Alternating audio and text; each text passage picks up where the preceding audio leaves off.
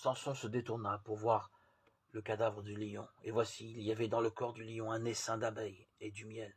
Juge chapitre 14, verset 8. Il est très intéressant d'observer un essaim d'abeilles.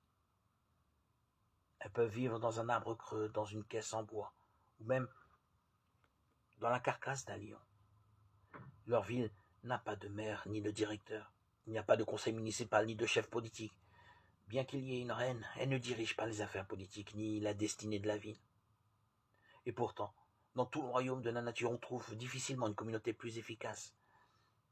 Les habitants sont tous pour un et un pour tous. Il existe une coopération, une unité d'action parfaite. Il n'y a pas de jalousie ni de dissension. Ils ne se battent pas entre eux. Ils se battront cependant contre leurs ennemis. Et même, l'homme ne doit pas ignorer leur colère. Leur système de répartition des tâches est le meilleur du monde. Chaque travailleuse connaît sa tâche précise.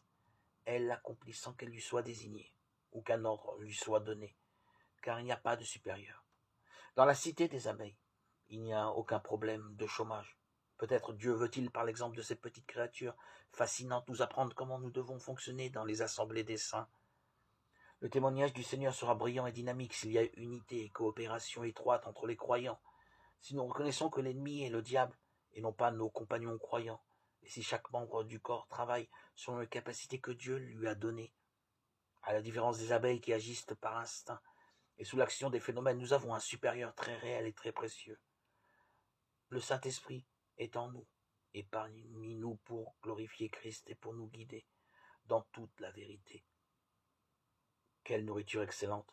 Comme du miel est produite parmi les croyants pour la gloire de Dieu et pour l'édification mutuelle dans l'amour, lorsque nous agissons dans une réelle soumission au Saint-Esprit, notre divin directeur.